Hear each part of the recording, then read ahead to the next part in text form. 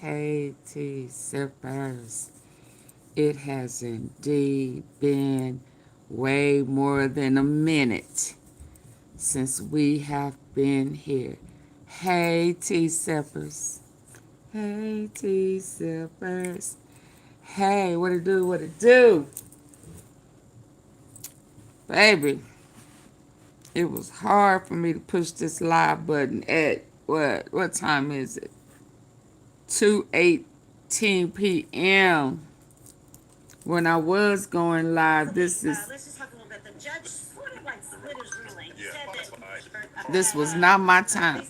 So the notification just went off. Hold on. Breaking, Carmelo Anthony newly assigned. So it just, when notification just went out. That he didn't want to accuse the judge of any formal canon violations, which is a whole separate matter. But concerning the motion for a new trial, he's no longer qualified, and the judge agreed that he should be recused. Yeah, as a part of this, he felt that the public didn't trust Judge Roach. Do you think Lee Maris speaks on Carmelo Anthony trial? So let me pause right here. Let's hear what Neek came out. Oh. But a neutral third party non-attorney looking at his statements, could they conclude? What's Go talking about? Hold on. And the judge determined that a normal member of the public, just in general, not the specific public who have been violated. Yeah, hold on. A lot going on right now. I'm gonna pause that. We're gonna hear from Neek. We out here, gang. We're gonna hear from Sko. Shout out to Just Say No to Sko. We out here, man. What we doing, gang? Boots on ground, man. We here. We here, man. I want to hear what went on the inside. We out here, man. Let me put my camera around. We out here, man. We out here, gang. Let me clean my camera off some. Clean my camera off some. Hold on. I don't know if I want to hear this or if I want to hear what Neek is saying. I don't know. Let's check this out for a little bit.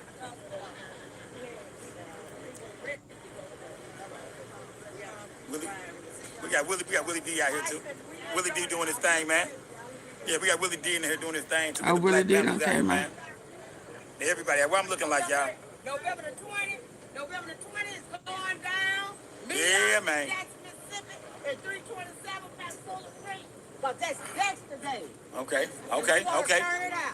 Okay. Yeah. Okay, so let me hear what she said went on the inside. I keep listening to that. Everybody know her, man. That's her. There has been a lot of mudslinging going on.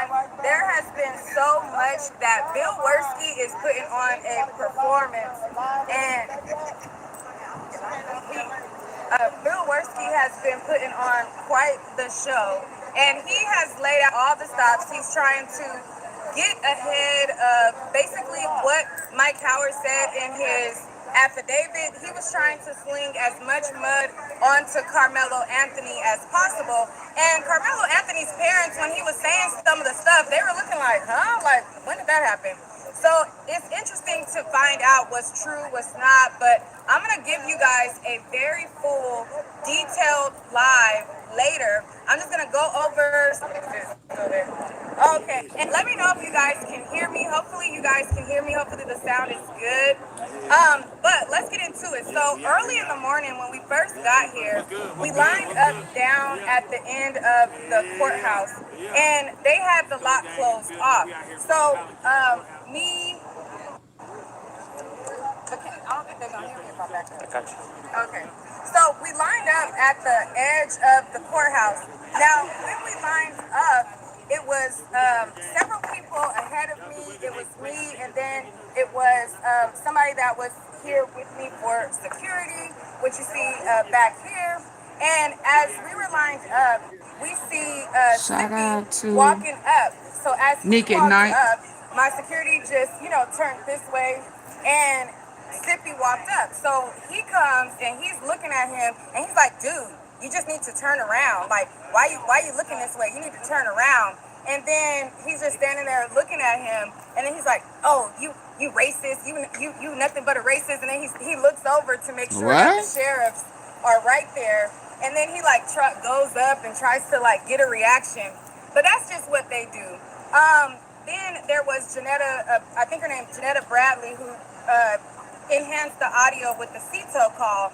She was there. Her wife and her saw that that was Sippy, and they addressed some of the foul stuff that he had been doing to them. So it was a whole big old kit and caboodle in the morning. So tensions were very high. When we came into the courthouse, we lined up. We waited for hours to get in the courtroom. Once we went Hey, y'all, inside the few of of the y'all that's here, courtroom, can y'all we were double all tap seated. those Jeff three dots at the Metcalf top was right and hit the standing like up, button for me? and there were several people in the courtroom that had purple in solidarity for Karmelo. And you could see Jeff Metcalf like turning around to the people that was in the row behind Mad him and mugging. looking them up and down, mad dogging them, like looking around. It was just a whole, they was feeling themselves today, honey. And so as we're sitting there, we're waiting for the judge to come out. It took some time in the morning. I think it was like 30 minutes or more that we were sitting there waiting for the judge. They were trying to make sure that some of the witnesses that were going to be testifying was going to be here. And there was like a little bit of a delay with like some technical issues. So the morning got off to like a little bit of a late start. But once the morning started, the judge came in. He introduced himself. He said that he was from Kaufman County. He was letting them know that, you know, he's here to Yeah, Jeff Metcalf mad mugging that we the people demanded justice for our own Carmelo Anthony. He everybody little brother, he everybody nephew. Yeah, that's just what that is. And we're not gonna stop with Nolan Wells. It's time to make a change. We are the people who can do it. Yeah, it's time to make a change. Yeah, it's time to stand up. Cause if not, they just gonna try to run us over. And before we know it, it'll be too late for us to stand up now. Now we standing up now. So you can mean mug your ugly ass. Oh, that's what you get with that watermelon felon bull crap.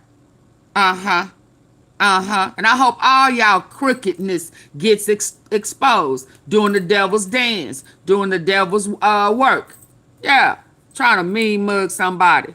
What you think you at? Man, let's go. Let's go. Yeah. Learn to keep your hands to yourself. Everybody needs to keep their funky fingers, hands, and fists to themselves. You're not entitled to break the law and assault somebody. Yeah, I've been away for a minute. I had to handle my own family personal business, but I'm trying to get back. Yeah, keep your ucking hands to yourself, and you live to see another day.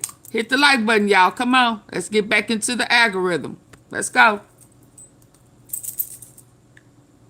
Oh, boo, what I do? Hold on. I hit that by mistake. I'm sorry. Let's back that thing up a little bit. Let's go. letting them know that, you know, he's here to preside over the case in a short notice, and that it was Russell and the prosecution that they decided that. And let's be clear, everybody that I have interacted with are in the legal field say that he's a strictly straight by the book type of a former retired judge. They pulled him out of retirement to reside over this retrial hearing. Yeah, they say they want you got to bring him to the law, to the points, in order for him to see. He ain't gonna go digging for him. He expect for you to do your job and present it to him. So they say he fair and he by the book. I mean, let's go. Before the proceedings started, they both wanted to do an opening statement. So Russell Wilson did his opening statement, and then he was just basically going over all of the points that he wanted to get the judge to understand on why he wants this motion granted. He went over the different claims that he had in his motion and why he believes that there was a violation on all three, and why he believes that it should be granted.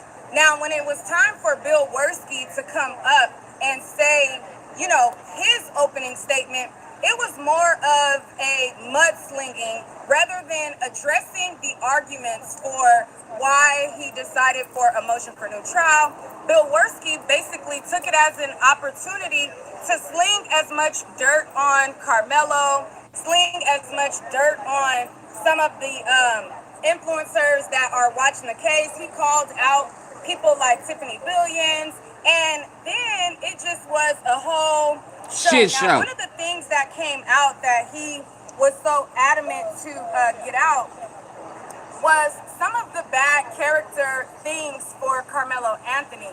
So he says that, you know, although to like the public and everybody else, it may look like, you know, that the defense with the agreement, the gentleman's agreement, was them fighting with two hands behind their back. But actually, he says that they only had one hand tied behind their back because the agreement actually benefited them. And they were doing a favor because of the bad character evidence that they had on Carmelo.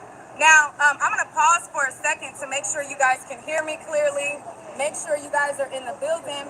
Also, make sure to like the video, hype the video, share the video. And we are out here, as you can see, at the courthouse with a lot of support.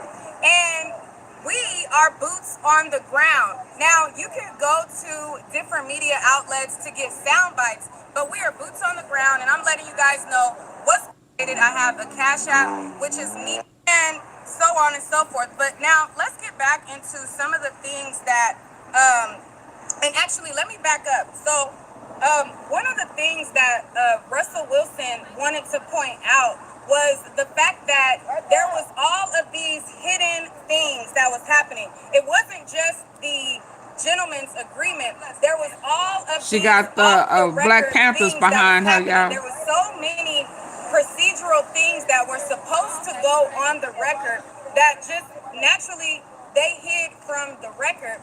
And when Bill Werski got up, he was like, off the record, that's what we do in Texas. That's nothing out of so the ordinary. off the record, that's just something that we do out here. So off the record, y'all break the law. Y'all bypass proceedings, proper proceeding, protocol. Yeah, so y'all bypass the law. So y'all breaking the law, so you need to be disbarred. Yeah, I hadn't talked in this tone in a minute, so, you know, I got to get my tone back right with this outrage, this bias, bull crap. You understand? Yeah, thank God for discernment and vision. Yeah, let's go. So you breaking the law. Yeah. You bypassing due process in Texas. Is that what you're saying? Sir, let's go. Or whatever, and we all was looking like, oh, interesting, you know. But he was. That's what we do in Texas. That's what y'all do in Frisco. We do out here, or whatever, and we all was looking like, oh, the record. That's what we do in Texas. That's nothing out of. They mad, y'all. That's nothing out of. We break the law in Texas. That's nothing out of the ordinary. That's just something that we do out here, or whatever, and we all was looking. The record, that's what we do in Texas. That's nothing out of the ordinary. That's just something that we do out here, or whatever. And we all was looking like, oh, interesting, you know. But he was full of performance and theater. It was more of a theater show on his behalf than actually arguing the arguments. It was like, let me sling as much mud on these influencers. Let me sling as much dirt as I can, etc. So also, one of the things that he also wanted to say was, oh, the gag order that they put in place, the restrictions that they put in place. He wanted to say that, oh, this was because of the benefit of Carmelo. Like, we were looking out for him. We didn't want some racists to come from out of town and kill him. So we made sure that we, you know, didn't put in certain things because we didn't want to light the flame on social media. And there was several. You can't bypass the law for that. The Metcalfs family had death threats. The Anthony family had death threats. And we didn't want to. Everybody who somebody done passed or life was taken get them death threats. And y'all still move on as normal. You don't bypass steps of the law to help the suspect. Stop lying. You full of bull crap. Y'all was trying to railroad. Yeah, sundown town. Stop lying. Let's go. pour gasoline on that or whatever. And he was basically saying that the reason why he didn't come in on things that he was supposed to be a part of, agreements that he was supposed to be a part of, is because they were carefully considering his statement. So Russell Wilson was going over all of the situations that was happening throughout the trial that he was supposed to be a part of, and they were like, well, you know, we were taking his safety serious. We didn't want some racist to come in and kill him, and it worked. Everything that we did worked because here he is, he's alive, he's safe, he's not dead, and what we did worked. All of that worked, and I was just like, interesting. So when Russell Wilson later decided to bring it up, he said, well, they're talking about all of these threats, all of these death threats that people are having, all of these things that people are saying. And he's like, well, how many convictions or prosecutions arose from these death threats? Did anybody get prosecuted for it? Did anybody go to jail? All of these people are supposedly threatening all of these people, but there's zero convictions for any of it. Arrest. You had a year only person, of people, Lane. people sending in threats, and nobody got arrested, nobody got prosecuted. Like, and that's supposed to be something that was in the best interest or safety. And then he was like, surely if you would have arrested somebody and prosecuted them, that would have let people know that you're not taking this, like, you're not gonna just take it that people are threatening people, etc. So it was a lot of going back and forth with like what each party wanted to say. Now, he also talked about how the immediate threats started with the victim's family, and he said, oh, and we were even getting threats because people were calling us racist for simply prosecuting the case. And then he said that the other side was feeling the same heat.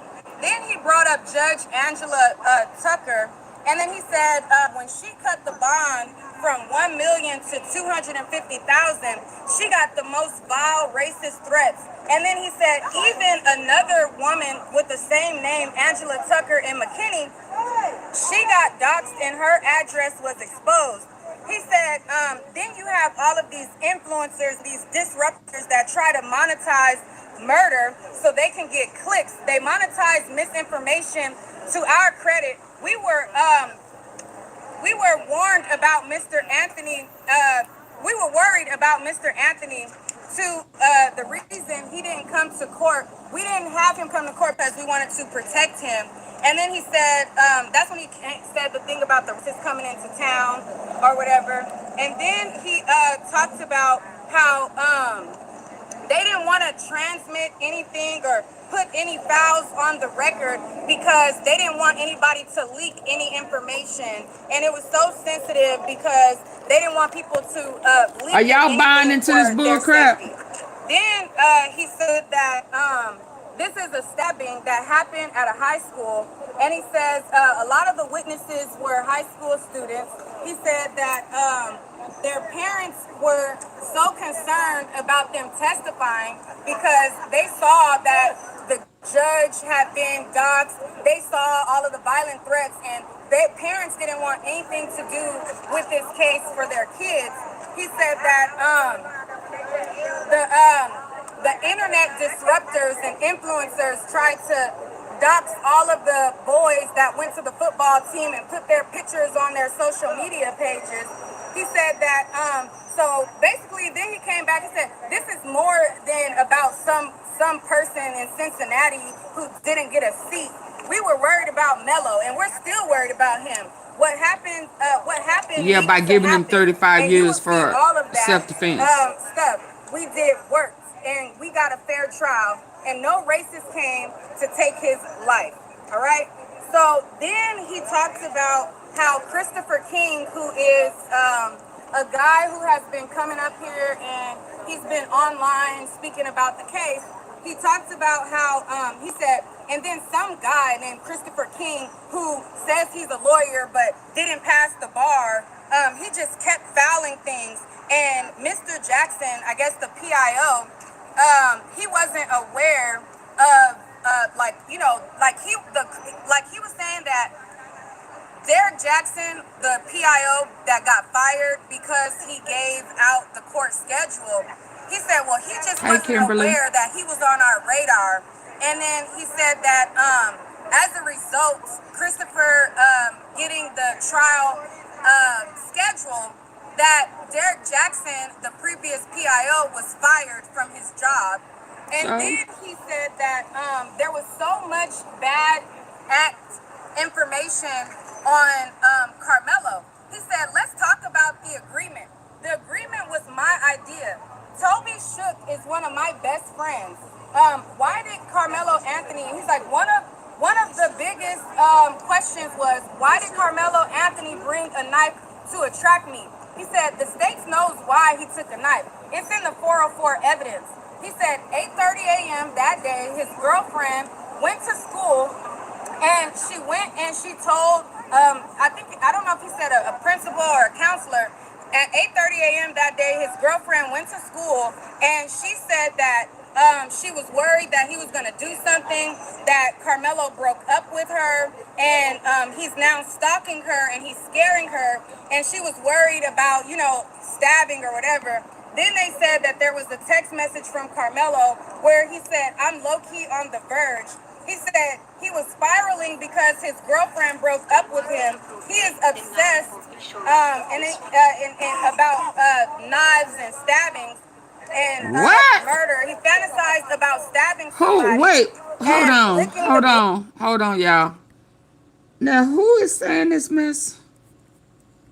That she was worried that he was going to do something, that Carmelo broke up with her, and questions was, why did Carmelo Anthony information on Carmelo? He said, let's talk about the agreement. The agreement was my idea. Toby Shook is one of my best friends. Why did Carmelo Anthony, he's like, one of the biggest questions was, why did Carmelo Anthony bring a knife to attract me? He said, the state knows why he took a knife. It's in the 404 evidence. He said 8:30 a.m. that day, his girlfriend went to school, and she went and she told, I don't know if he said a principal or a counselor. At 8:30 a.m. that day, his girlfriend went to school, and she said that she was worried that he was going to do something, that Carmelo broke up with her, and he's now stalking her and he's scaring her, and she was worried about, stabbing or whatever. Then they said that there was a text message from Carmelo where he said, I'm low-key on the verge. He said he was spiraling because his girlfriend broke up with him. He is obsessed about knives and stabbings and murder. He fantasized about stabbing somebody and licking the blade. He had a desire to start fights. And with a knife, he said, we did our research. He likes to fight. His parents put him in a program for kids who like to fight and can't keep their hands to themselves. What? I knew I had this leverage. He said, we didn't, wait.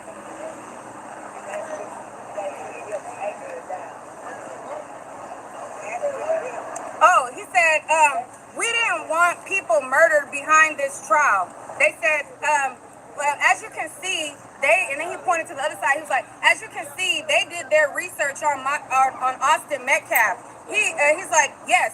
When he was, I think he said 17 or whatever, he said, yes, he did do racist graffiti with foul racist stuff. He said, if we have an open pretrial with this, it will pour fuel on the fire.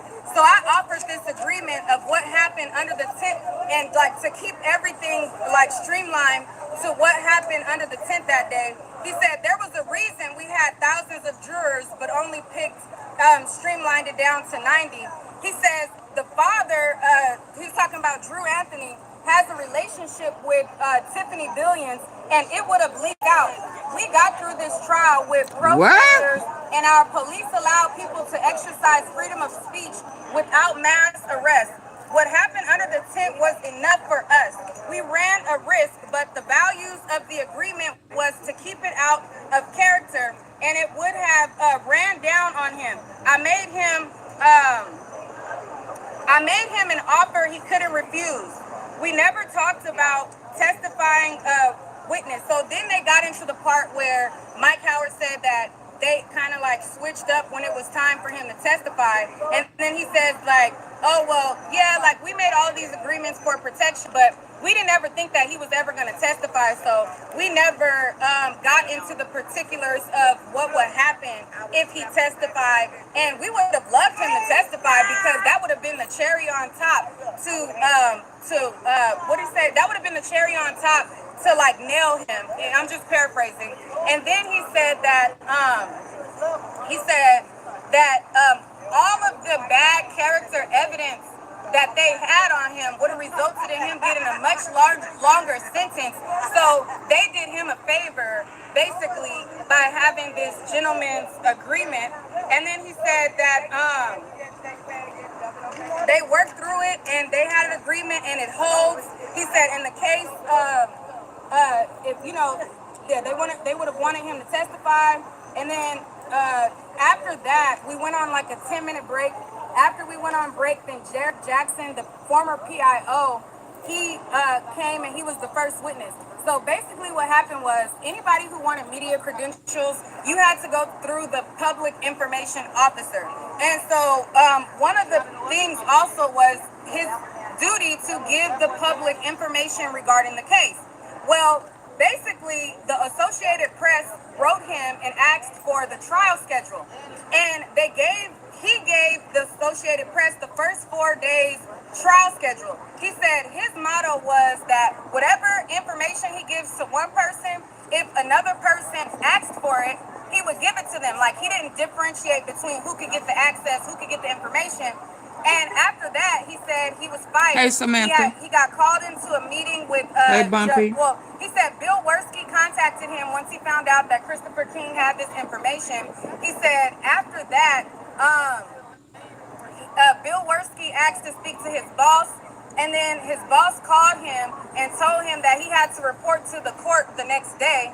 When he went to the court, he said Judge Roach basically like chewed him out for 6 minutes straight. He threatened that he would put him in jail for 6 months or throw him in contempt of court. Derek Jackson said he thought that he would have the opportunity to like tell his side, like I didn't do anything wrong, like the Associated Press asked for it, I gave it to them, and he asked for it, and I thought like, you know, there was not a bad thing to give out, like how, like what times like things are gonna happen. And he said that he was emotional, he was crying, he was shedding tears. He said like he thought that he was gonna have to go to jail. He said that you know, they were like, well, did you think that you were going to have to go in jail for like 6 months? And he was like, well, I didn't think I would have to go to jail for 6 months, but I did think that I would go to jail. And, you know, I was trying to work through that, how that's going to work with my family, how that's going to work if they put me in intimidating. jail. And then he said that after trying to intimidate him out for 6 minutes straight, he didn't have the ability to defend himself or say anything. He left out, and his boss handed him a yellow manila folder, and when they handed him a yellow manila folder, it was basically like, you're fired. And he said that was the last time he was ever at Collin County, and that was the last time that he ever showed up here. There was so much other stuff. He called out Gerald from the NCB.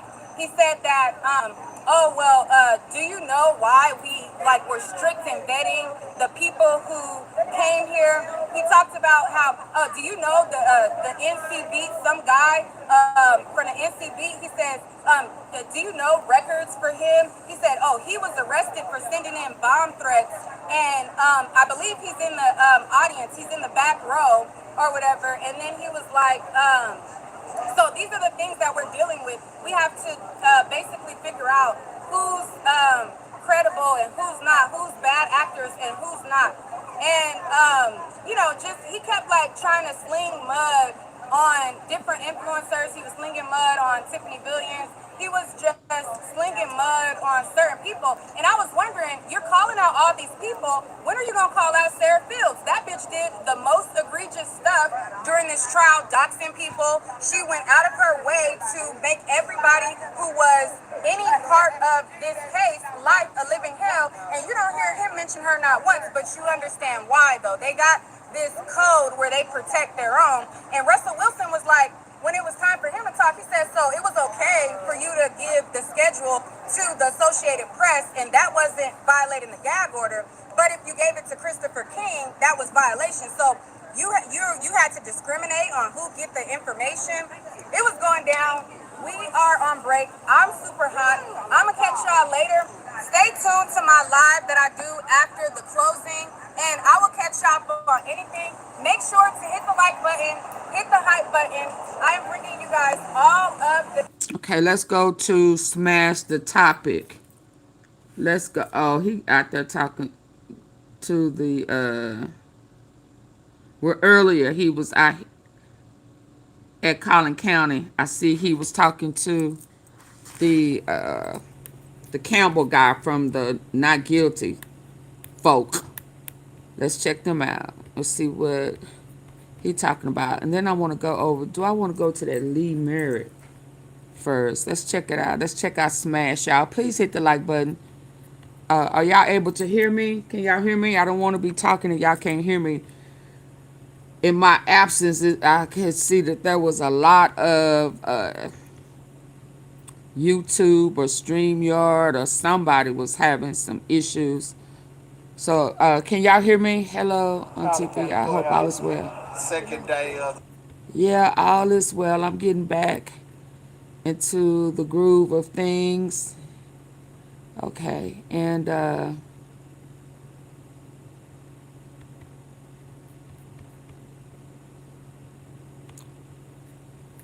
let's check this out. Let's go. And then I'm gonna pull up Lee Merritt. You don't got to go get. When you get to reaching now. He practice. Nah, we live, man. Ain't no practice now, We baby. live. Let me get some We stuff. live outside of Collin County Courthouse. Second day of the post-trial, post-conviction hearings for Karmelo Anthony. Today is the motion for new trial hearing.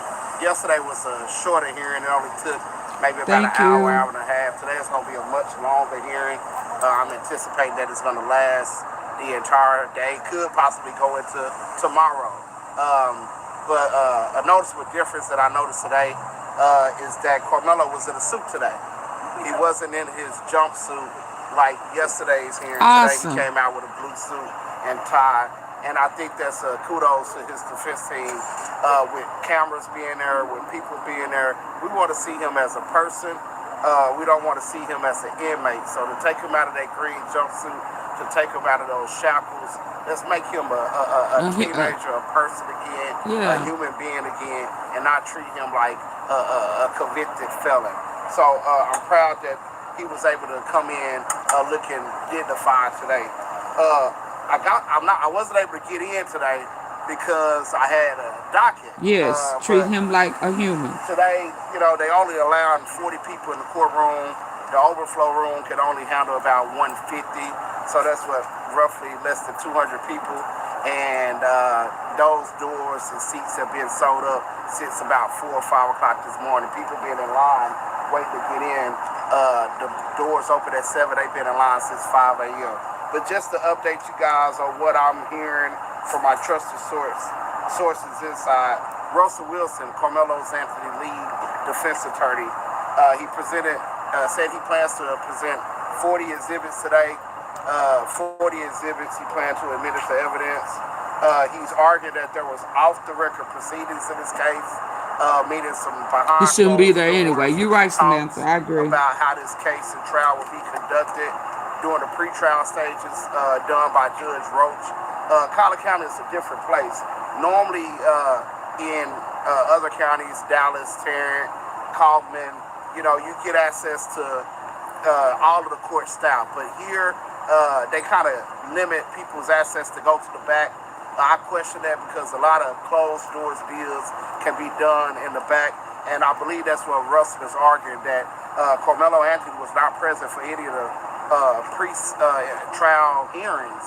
Actually, he argued that after bond, Karmelo Anthony never came back to court or appeared in court until it was jury selection. So that means he didn't make his announcement hearings. He didn't make his pre-trial hearing. Every competent attorney knows that you should have a pre-trial hearing on a murder case on the record, and your client should be present so they can know what evidence that the state plans to introduce, what evidence that the defense team plans to introduce, and the judge make pretrial rulings on what he's going to allow and not allow at the trial. Well, Russell Wilson is saying that there was a pretrial hearing, but it was done without Karmelo Anthony. Again, secret proceedings that was going on in this trial prior to the trial, where deals were being made, and Karmelo Anthony was not privy to that. So he's arguing that that's a violation of his constitutional right to a fair and open trial, his Sixth Amendment right to a fair and open trial. He's arguing that it's a Waller v. Georgia violation. Waller v. Georgia says that in a trial of this magnitude, that any proceeding, any deals, any rulings, they need to be done publicly and not behind closed doors. I anticipate that he's going to call several witnesses who can testify today. I know that Russell subpoenaed the public information officer for the court. He subpoenaed the court's media team. So they will be privy to what Judge Roach tell them he's going to allow to the public, and what also Judge try to limit the public from knowing, which should be good. There will also be some witnesses who's going to testify remotely, and some witnesses who just submitted affidavits, like written sworn statements. I anticipate that one witness could be attorney Mike Howard, Karmelo's trial lawyer. He did write an affidavit in a motion for new trial that was submitted as an exhibit to Mr. Wilson's motion for new trial. In that affidavit, he claimed that he was tricked by the prosecution. That is a part of the defense request for motion for new trial. One of their grounds that they're arguing that the state induced Karmelo's trial attorneys and coerced his trial attorneys and Karmelo not to testify at his own trial, claiming self-defense. We're hoping that that's going to be a successful argument. They're also arguing that the jury instruction that Judge Roach gave did not comply with the law. He gave a common law jury instruction that was favorable to the state when he should have tracked the penal code. If he had tracked the penal code in the jury instruction, that language is more favorable to Karmelo Anthony. So they're arguing that the jury who got the jury instructions to go back in deliberations, they received the wrong instructions from the judge. It's been a minute. Which is a fundamental error. And they're also arguing that the secret proceedings and that what else is in the interest of justice, that Karmelo should be granted a new trial because of all of these together. So we're just staying prayerful, we're staying hopeful. This is probably going to be an all-day hearing, but we're just glad that the support is here. We're going to ask y'all to keep praying and keep supporting Karmelo Anthony. All right. Hey, let me ask you a question. So the Mike Howard affidavit. Smash the topic. Shout out to Smash. Yes, he got tricked. He got tricked out the spot. Okay. Now, to me personally, Who I got don't tricked? know if that is enough for grounds for a new trial because of all of these together. So we're just staying prayerful, we're staying hopeful. This is probably going to be an all-day hearing, but we're just glad that the support is here. We're going to ask y'all to keep praying and keep supporting Karmelo Anthony. All right. Hey, let me ask you a question. So the Mike Howard affidavit makes it seem he got sabotaged. Yes, he got tricked. He got tricked out the spot. Okay. Now, to me personally, I don't know if that is enough for grounds for motion for new trial, because if I'm the state, I'm going to argue, well, that was a strategy call by the defense, and strategy calls is not appealable. But if they can argue that Mike Howard was coerced, then they may have some action there. But to make that argument, you need Mike Howard. So a lot of people ask me, why haven't they found ineffective assistance of counsel?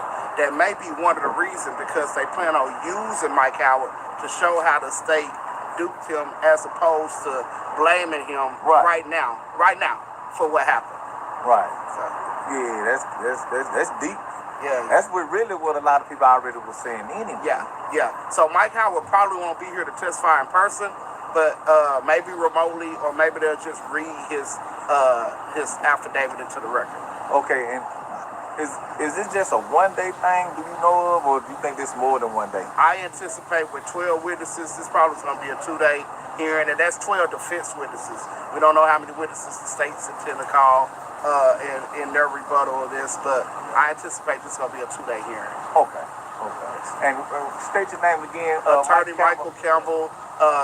You can follow me on Instagram, Attorney Mike _ Esquire25. Also, we have a podcast, The Not Guilty Boys, Boys with a Z at the end. Okay. What type of attorney are you? Criminal defense attorney, currently 17-1 in murder and capital murder cases. Just beat a murder case here in Collier County, all-white jury in April. So, you know, we're more than capable to handle these type of matters. All right. So that's your expertise in the murder trial. 17-1. Speak for itself. Right. What I would have argued if I was the attorney there in self-defense, and I would have said he did not provoke anybody, they actually provoked him. And I would not have agreed to anything with the state because I'm planning on going into the Metcalfs propensity for violence. I need to show them as the aggressor to show why my client needs to defend himself. So there wouldn't have been no agreement between me and the state not to go into their background. Their background is important for the elements here when it comes to self-defense. So in your professional opinion,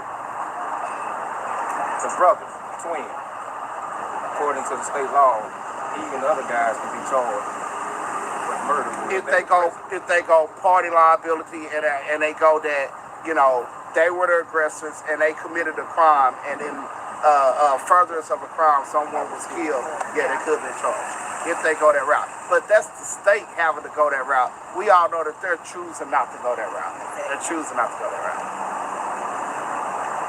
Good. That's good, man. Appreciate it. You did a good job, man. Appreciate you, man. Thank you. Shout out to Mike Campbell, guys. Need to get it in. So y'all follow my podcast. If y'all know anybody that get in trouble, we can help. The Not Guilty Boys. DOYZ. Not guilty, boy. Not Guilty Boys. That's on Facebook. It's on Facebook, YouTube, Instagram. My colleague is Andrew Wilkinson. I'm a good attorney. Burn 'em. I'm gonna tell y'all, and people hate on, you know, we hate on our own. But Andrew Wilkinson, y'all gotta come watch Andrew work. Not there. Andrew the coldest, bro. Andrew is the coldest defense attorney. Cause he one of them boys. Hold on. I hit something. Hold on. He one of them yellow beezy boys. He a part of that. Yeah. We gonna see him in the Mo 3 case. Are y'all still with me? What did I hit? They hate him because he's confident and he's a strong black man, but he's the coldest. It's on Facebook, YouTube, Instagram. My colleague is Andrew Wilkinson. I'm a good attorney. Burn 'em. I'm gonna tell y'all, and people hate on, you know, we hate on our own. But Andrew Wilkinson, y'all gotta come watch Andrew work. Andrew the coldest, bro. Andrew is the coldest defense attorney. They hate him because he's confident and he's a strong black man, but he's the coldest when it comes to arguing on the We didn't start looking at him crazy until we found out he was a part of the Mo 3 case. Russell was we call when we get in trouble for contempt of court and shit like that. So Russell is the man. So Karmelo in good hands. I trust Russ. So That's good to Russ know. we trust, huh? in Russ we trust. Well, tell him I said that. Yeah, Russ we I did trust. interview from him. And Russ we trust. Russ Okay, is I a get legal that. brain. So, Right. like, he knows the law inside and out. He trained lawyers. He's the right man for the job. So, I know he in there making all the right arguments. I don't know nothing about this judge, though. So what are they? This new judge. I don't know him. I heard somebody talking Chitty. about it. That was yesterday's What's his name? judge. Shitty. Chitty. I said shitty last night. Chitty, bang, bang. Chitty, bang, bang. Chitty chitty bang bang. From roast to shitty. Roast the shitty. So they trying to get him a Cockroach to shitty shitty. They just try to get back to the do-over. Just do it all over. But if they lose this, then he go to appeals court. Okay, let's ask this. If he do win this appeal,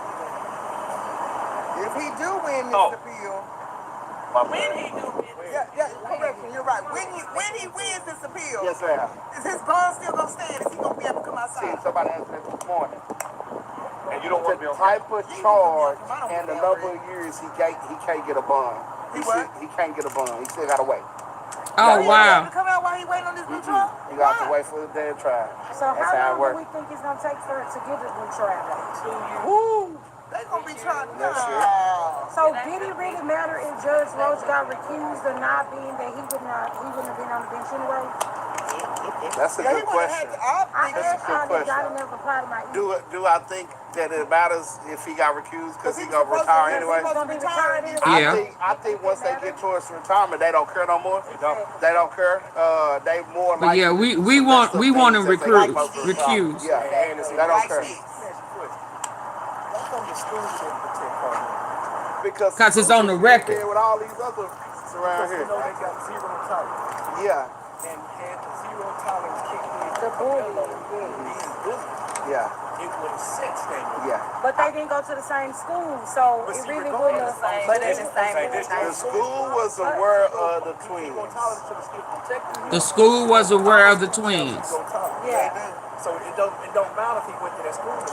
The school But if should it have never kicked was in. reported, they did, you know. But see, that's School. how we think. Look, I had We think like referees this. reaching out to me We gotta think the way saying, that the law- Everybody was aware. Twins is bad news. You say what? Referees who coach their football, who ref their games, like Well, I'm they was saying that bad. how They would tough have guys. known if it never was reported? But it was reported.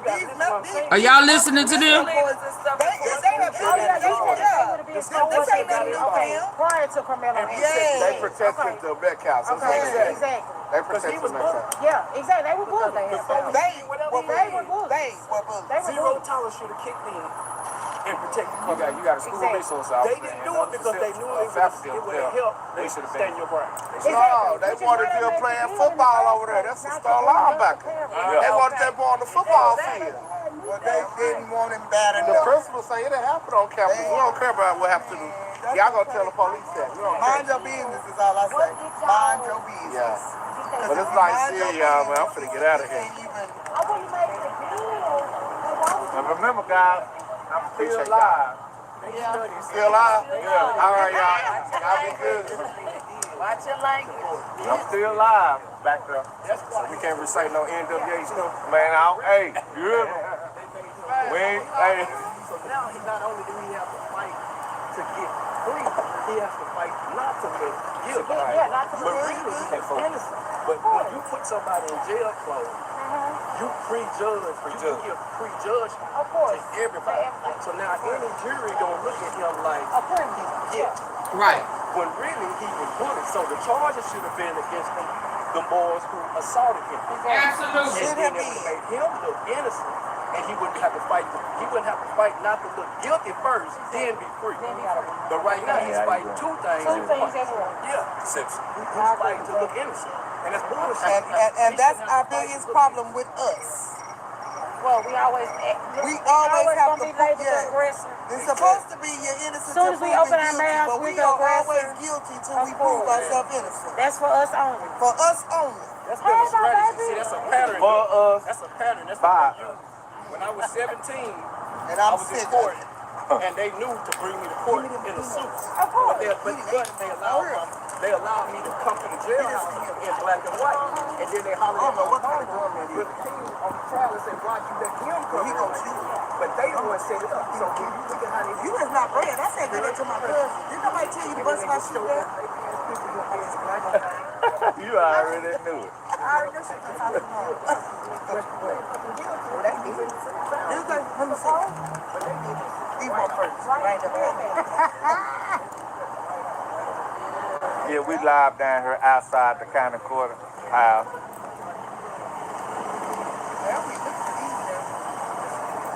I like some stuff. Okay, let me go to Lee Merck.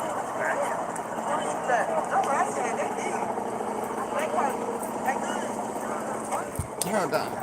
It's out of the water. You don't even know which one watermelon is. That red one. How you know? It might be The pink one is bubble gum. Oh, he over there reading. That's why I grabbed Brady. He wasn't running because he was leaving the scene. He was running because he I'm gonna give him them because I'm gonna eat them all. Don't get you one. You go back and down, too. Get back. Hold it over there. I don't even chew gum like that. And then might not keep flavor. You might have to chew slow. But he got the wrong flavor. Look at it. Look You got the wrong flavor. You got bubble gum? We so big. And we like this in real life. I like this with my Jolly Rancher. Let me try that water.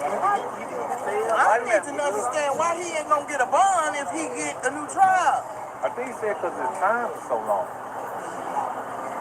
But a new trial mean a new start day, a new everything. It'll be time served.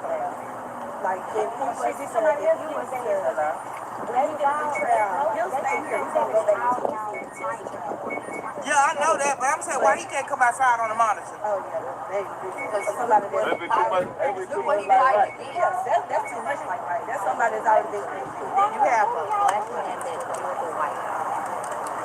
And then they now, the thing is, you got that dream team up there or whatever. He'll work something out. I can't say, they gotta come back and say something or whatever. Hey, no, we not. Never mind. I'm trying to. I just wanted to get Michael Campbell. No, I'm finna end the live real quick and probably start up when people come out for lunch. I ain't got I know how to talk. Okay. Remember last time we was here? And we had an altercation. You send me a video. Tell me if you see them. Okay. I don't think they gonna be out here though, cuz. Yeah, anytime. I want to see. I want to see. Shout out to my cousin Mika right here, guys. He's back. Looking like, yeah, because it's training supposed to be a place that you say, well, he wasn't in trouble because he was trying to go there. He got on the roller coaster. Sure. Hey, man. I ain't gonna go nowhere and don't move. In Metcalfs. Welcome, family. I say, tell cousin, she say,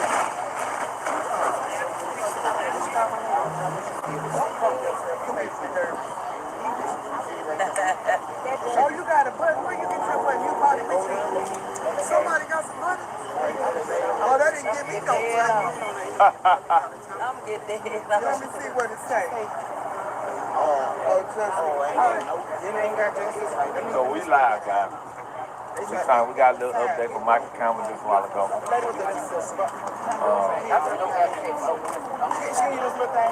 What they got going on over there?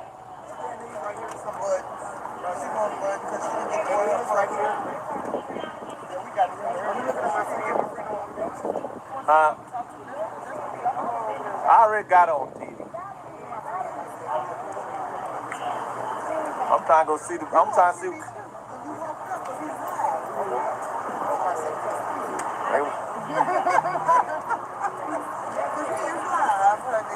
That's the one thing about out here. You on somebody's video somewhere, so you gotta be prepared.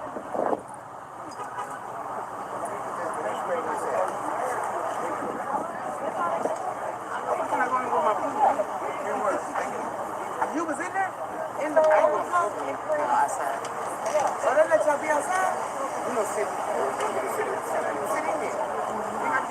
Don't y'all feel weird in there? Because when I went in there, the hairs on my arm stood up. It's like the KKK was looking at me. I don't like that feeling in there. I gotta go use the restroom. I got 7 kids. They got I got kids too, but that courtroom make me feel some type of way. That's your baby? Yeah. I know, we just don't put a trunk through with it. Oh, she's talking. Mom. You in my life. They said they wait until they come out. Because they didn't want to be alive. Okay, y'all go there and get your stuff. Yeah. All from over there. Mama in the lie, they ain't know she was in the lie. Is that her daughter talking about mama? Yeah, get out the lie. That would be Abba trying to tell me to move. She know how to act. You don't act right either. I mean, you don't act right either. You don't act right either. That's what my daughter said. Don't go. I'm gonna move out to see if anybody else come out and talk before I move to leave. Well, I'm right behind you. Mary, hold on. So leave us be. So leave us be. Yeah, leave us be. Yeah, because the son was, I've been behind the scenes. The son said get in front of the city. She like right here. The leaders in this city. I don't see no major Let's go, Bishop Eli. Y'all remember Bishop Eli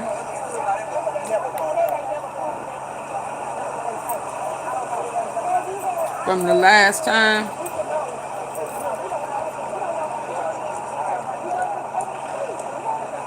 All right, so that's why you there. Either one. It don't matter. Look, either one. I'm gonna get it regardless, because that's just the limit. I'm too far? Yeah, I'll zoom you out real quick. Come up or come. How you want me to hold on, I got you. You right there. You good.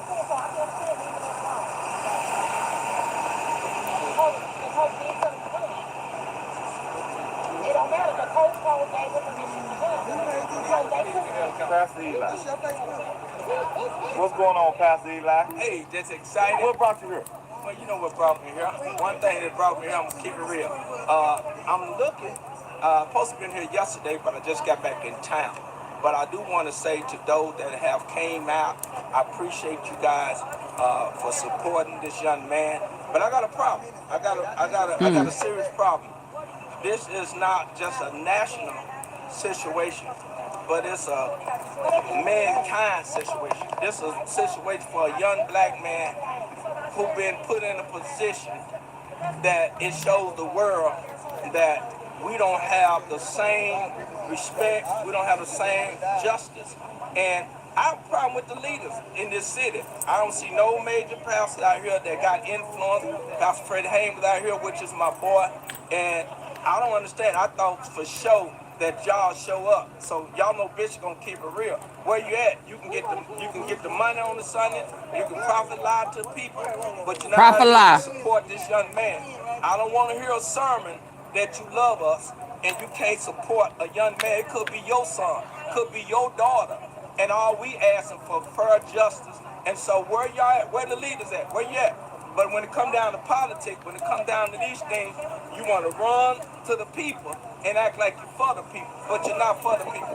On the ground, this is where it makes sense at.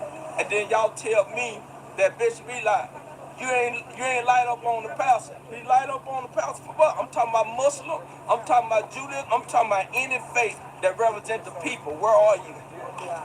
Where you at? You're not here. I'm gonna tell you why. Because it don't give you no fame, it don't give you no money, it don't give you no glory. So you don't feel like you have to suffer with the people. One thing I like about Malcolm X and Martin Luther King, they serve the people. They lay their life down, and that's what we have to do. And now I asked all of y'all months ago. I said, hey, where was y'all? If maybe we had enough. Supposed to been here yesterday, but I just got back in town. But I do want to say to those that have came out, I appreciate you guys for supporting this young man. But I got a problem. I got a serious problem. This is not just a national situation, but it's a mankind situation. This is a situation for a young black man who been put in a position that it shows the world that we don't have the same respect, we don't have the same justice. And I have a problem with the leaders in this city. I don't see no major pastors out here that got influence. Pastor Freddie Haynes was out here, which is my boy. And I don't understand. I thought for sure that y'all show up. So y'all know Bishop gonna keep it real. Where you at? You can get the money on the Sunday, you can profit lie to people, but you're not out here to support this young man. I don't want to hear a sermon that you love us and you can't support a young man. It could be your son, could be your daughter, and all we asking for fair justice. And so where y'all at? Where the leaders at? Where you at? But when it come down to politics, when it come down to these things, you want to run to the people and act like you're for the people, but you're not for the people. On the ground, this is where it makes sense at. And then y'all tell me that Bishop Eli, you ain't light up on the pastor. You light up on the pastor for what? I'm talking about Muslim, I'm talking about Judas, I'm talking about any faith that represents the people. Where are you? Where you at? You're not here. I'm gonna tell you why. Because it don't give you no fame, it don't give you no money, it don't give you no glory. So you don't feel like you have to suffer with the people. One thing I like about Malcolm X and Martin Luther King, they serve the people. They lay their life down, and that's what we have to do. And now I ask all of y'all months ago. I said, hey, where was y'all? If maybe we had enough people to support this young man and the people that's going through this same thing. Now, y'all got to be fair. Y'all got to be real about it. You know, justice, you know, people always want to say, it ain't a race thing, it ain't this. I don't want to hear that. I don't want to hear that. We know what it really is. It's always been and it always will be until we do something different. And as a people, we have to stand up. We got to come together. This parking lot should have been flooded. Why? Because one thing I learned, I look out here and I need y'all to hit the like button.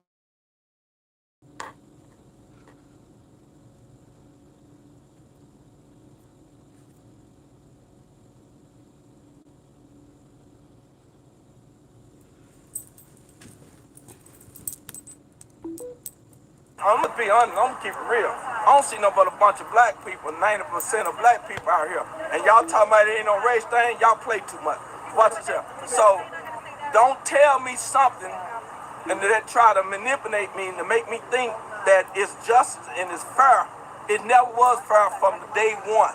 When they picked the jury, it wasn't fair. When they got the lawyer, it wasn't fair. I don't know who's selling who out. I don't trust nobody. And this time, you can't trust nobody. So all we asking y'all, those that are out here, come, support. Couple days ain't gonna hurt you. Get your congregation, call somebody. We should have been out here with our voices. And these are things that I talk about. That's why I don't want to hear nothing that don't make sense. So, yes, I'm out here. Why? Because not just for this young man, not because I'm connected to the family, not because I'm close to them. I'm here because of anybody. You can call Bishop on anybody. I don't care when there's injustice. So all we asking y'all, come out here. Let's our voice come together and let the people know that we believe that this young man was done with injustice. It was unfair. It was set up. It was like he walked into a lion den.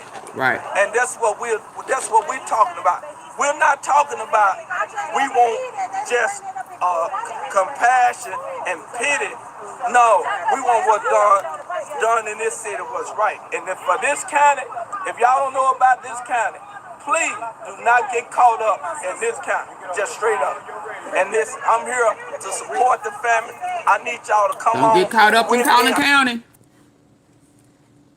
He ain't never lied. Don't get caught up in Collin County. Don't think it won't happen to you. I need to hear your voice. I need to know that some of you leaders, I know y'all get mad at me. Man, I'm tired of y'all. I've been tired of y'all from day one. I never see y'all out here in this valley. Jesus went to the valley and he was there for the people. Don't think you're too high. Get off your high horse. It's hot out here, but get off your high horse and come down here and let the people know that we care and we support this family for justice. That's all we ask. Freddie Haynes ain't got to be the only one put himself on the sacrifice law. We got to have some more people that get out here and let us hear your voice. Shout out to Pastor Freddie Haynes. Hey, my buddy, what's going on? Hey, man, this is good. Y'all holding it down? Yeah, we holding it down. Good young man right here. Yeah, he for the people. Good young man. Yes. Connor, you want to say something to them? We live, bro. You walked in the live, bro. Look at the activists are here, the community is here, and I'm showing up to show solidarity and support. But they've put together an amazing legal team, and we saw the results yesterday. This is what happens when you put people who care about our community, who care about folks who look like us. And so I think that's a great step for day one, and we're hoping for a positive report out of day two. I was in contact For with us, by us. lawyers, just kind of cheering them on yesterday. So we're looking for great things. Look, man, what happened with this brother, what happened with Karmelo and his family was over sentences.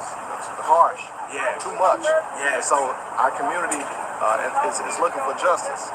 So that's why we're out here today. You see people from every background, every walk of life coming to Collin County to show support. So that's why we're out here today. here with the freedom fighters here on the ground. So we appreciate all of y'all for watching. Amplify, like, share, comment on Smash the Topic. Let people know that you're following, you're locked in with what's going on. We've gotten calls from around the country of everybody who's watching this case and watching it closely. But the community's out here and we're supporting. Hopefully you will join us too online. All right, appreciate you, Bob. Thank you, brother. And I didn't know you was here, but I do want to say this here to those that are here listening. Watch this here. Please, if you don't do nothing else, some of you guys was negative, says no hope. Some of you lawyers that I done talked to, you know what I'm talking about.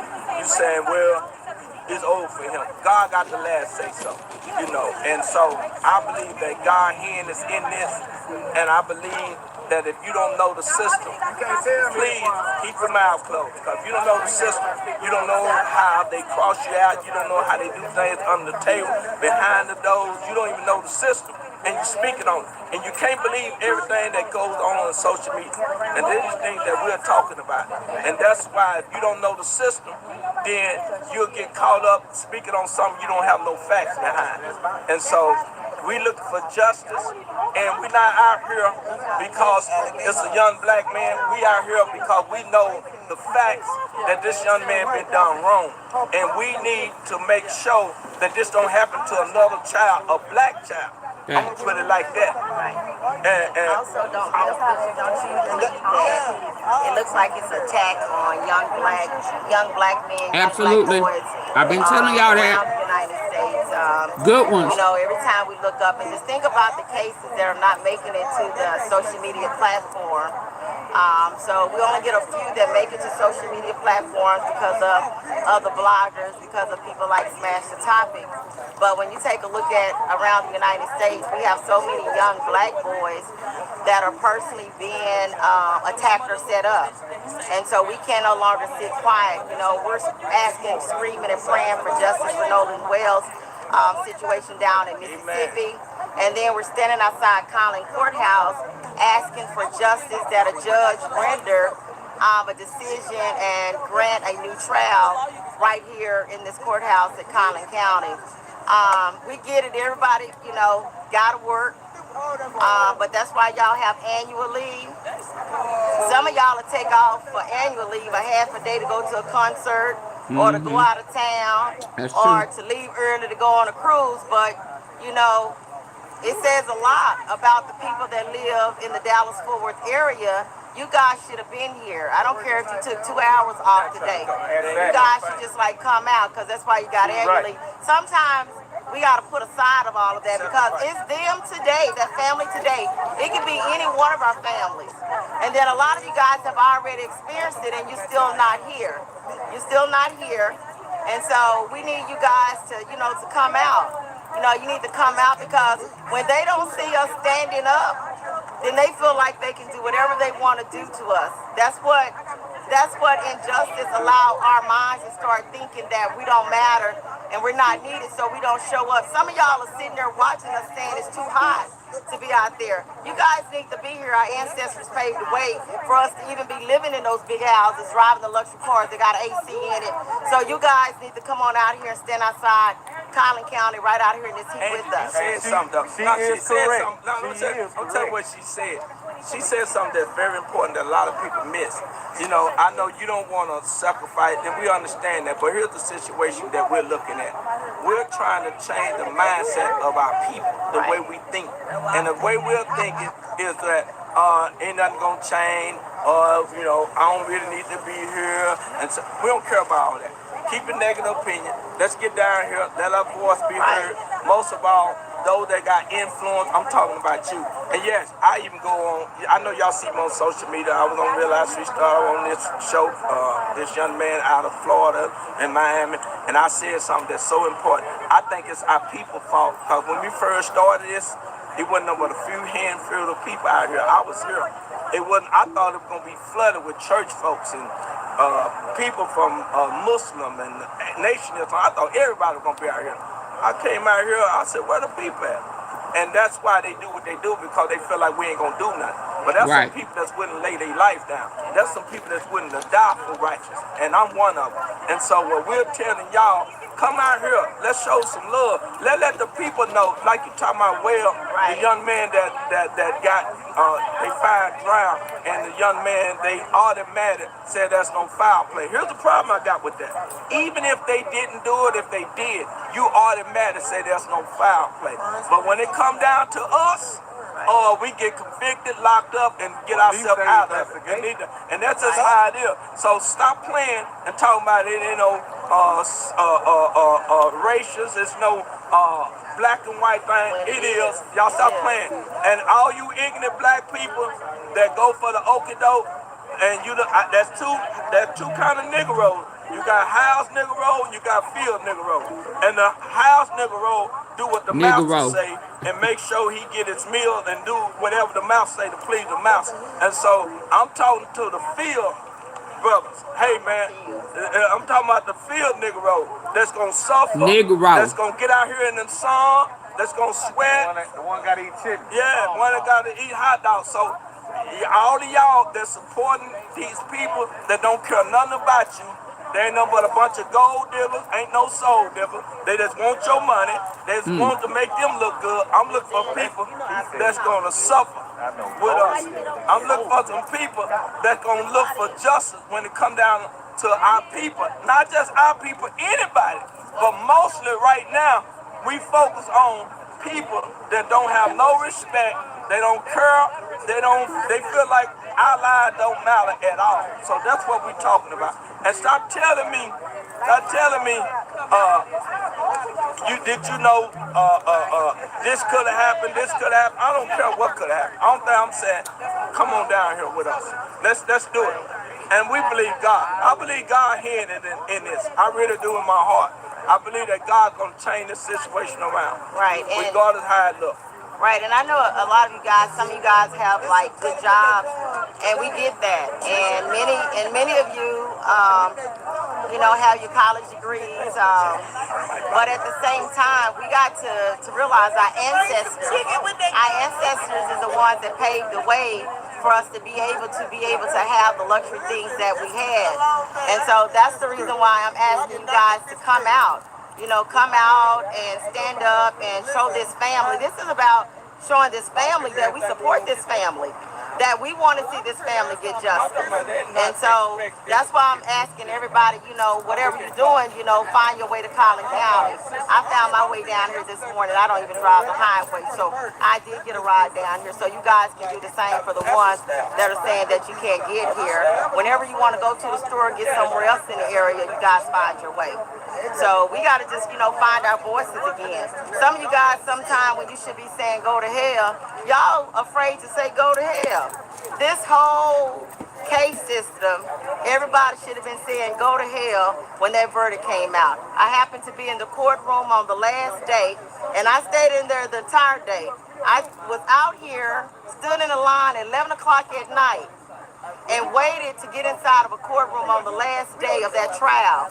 And I saw a lot of things that I felt like that was wrong. And so I'm so glad that Judge Roach was removed yesterday, but today we got to continue to pray and just hope the judge gets to see the things that happened in this trial to grant a new trial. And so you guys make your way down here to Collin County. All right.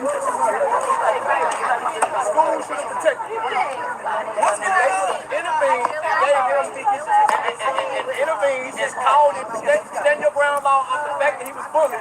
Zero tolerance. Check it. You can't tell me that. You don't get it up. Y'all eliminate the things to school. That's why he got out. They would have school and said it was zero tolerance. Because they bullied him. They put their hands on everything. Keep your hands to yourself.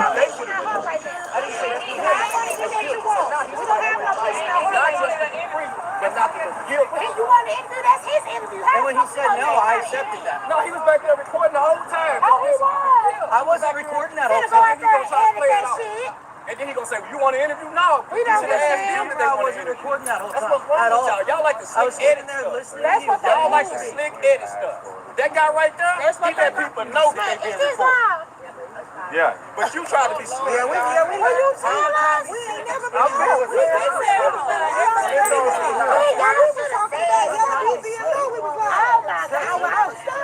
you talking about the family, No to the individual, that's it. I ain't doing that. I ain't doing that either. No, but that's what he said. Me too. They did me bad last time. They edited the fuck out of that shit. okay. So why you saying we don't come back and sit there and get no peace over here? How are you today? How you y'all look for that whole damn It ain't happy. Hey, that's what y'all look for me.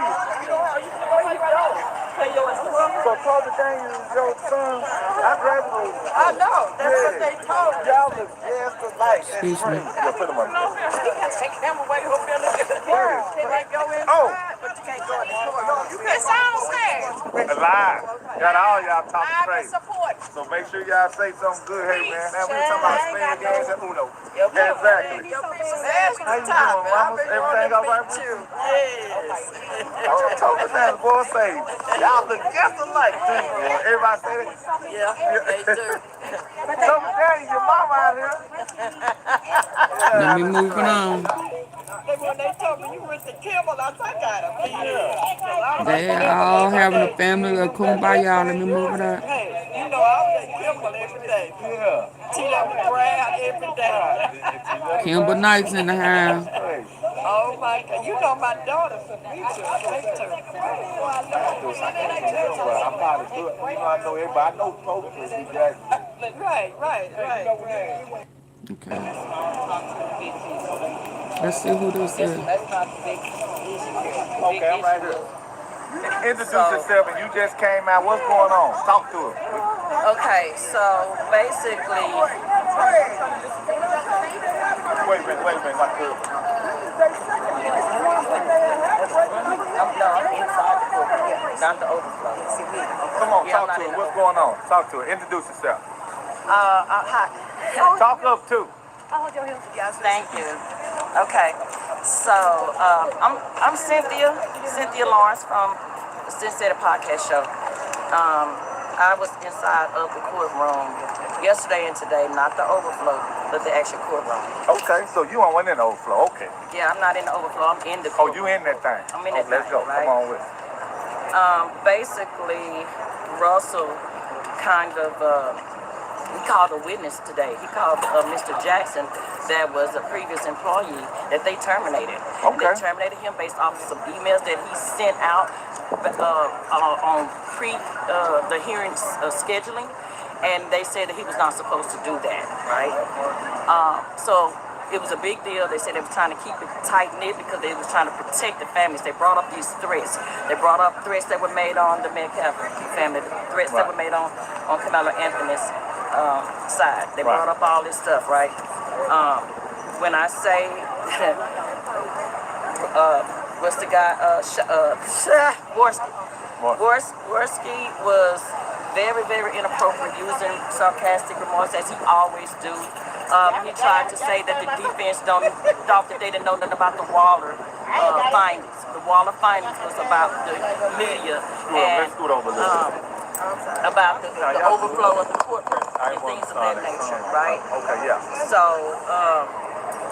that was the big issue because that's what's going on and why a lot of people is out, right? Right. So Worski kind of like, how am I put it? Try to say that a lot of things are being said that the defense already knew about it, and that they didn't have no business trying to bring all this stuff up now. They talk about how Karmelo should have testified. They didn't know nothing about Karmelo was supposed to be testifying until the last day. So all of those facts, all of that came up today. That's what's going on in there right now. So when I say Russell is continuing to do a great job, he is on point.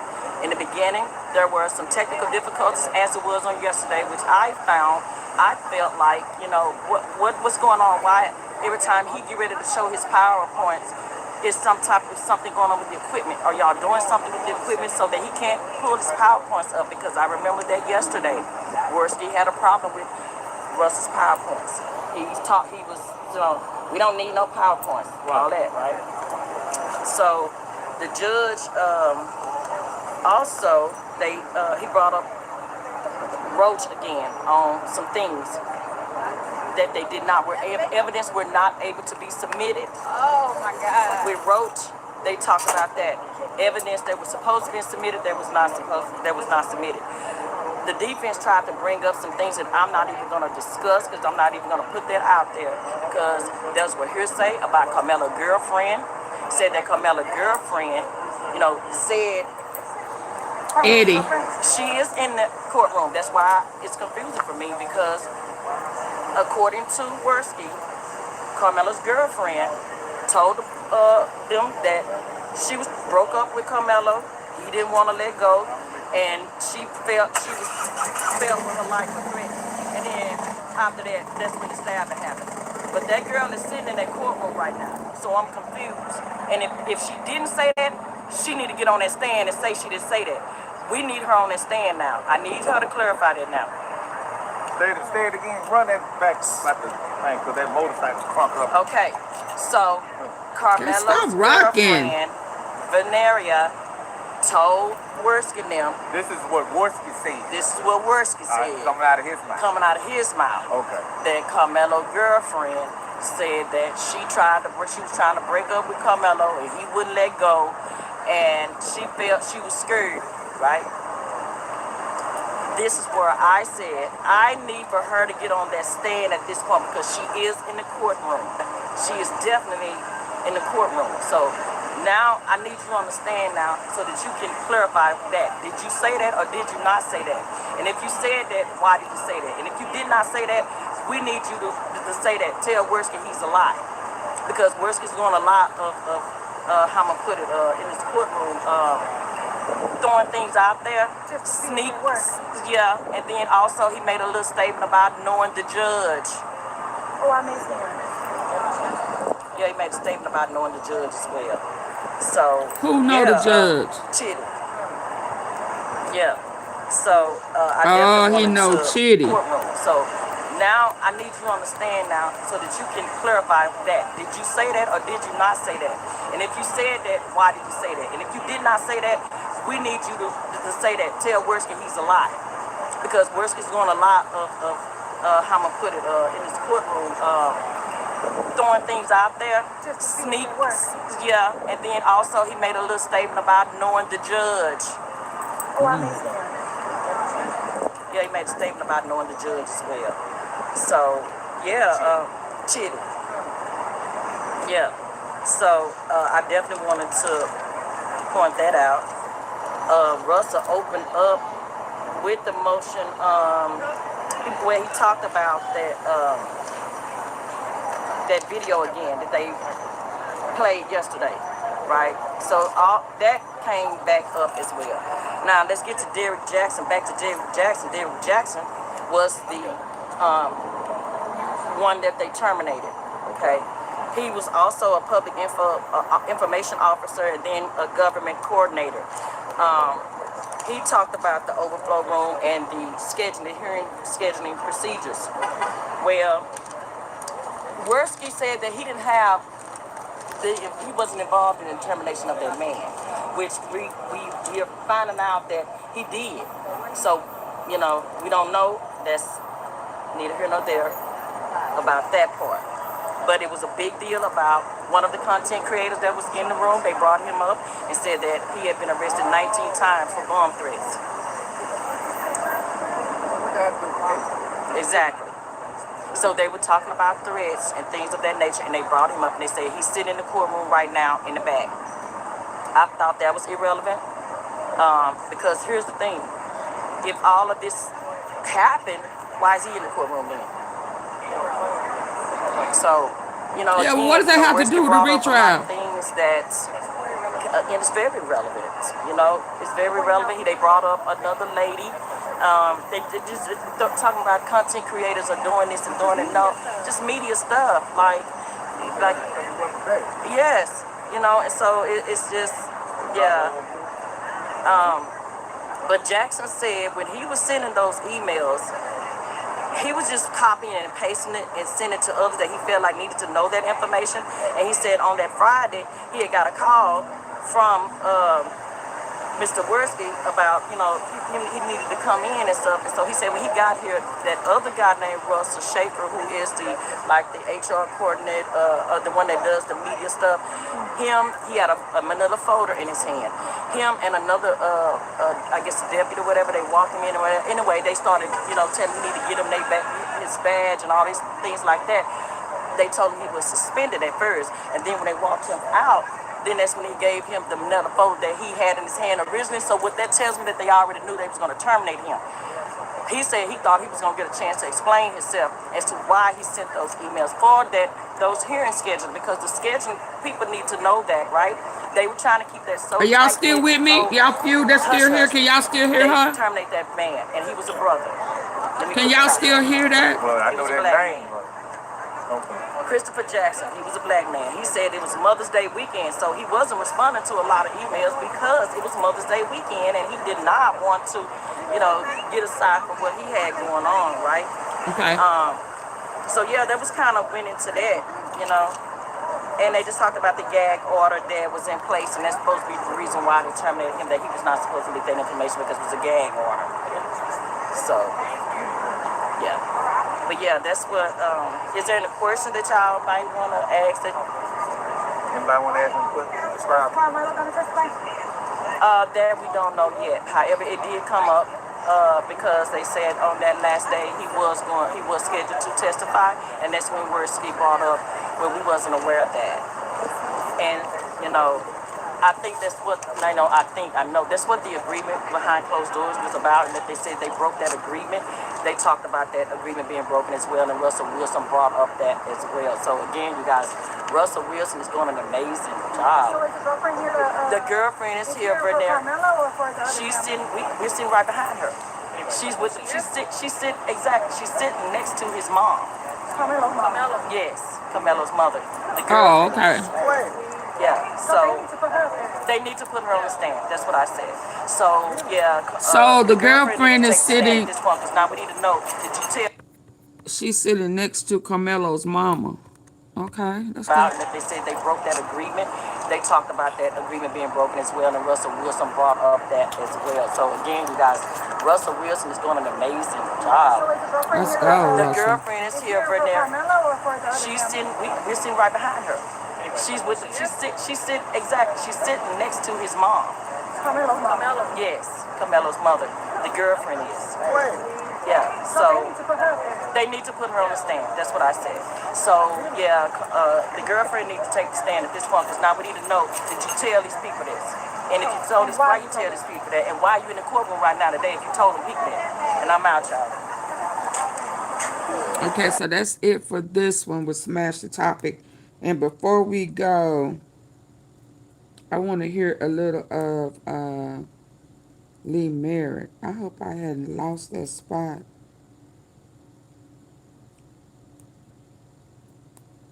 Lee Merritt, where you at, baby? Please, gentlemen.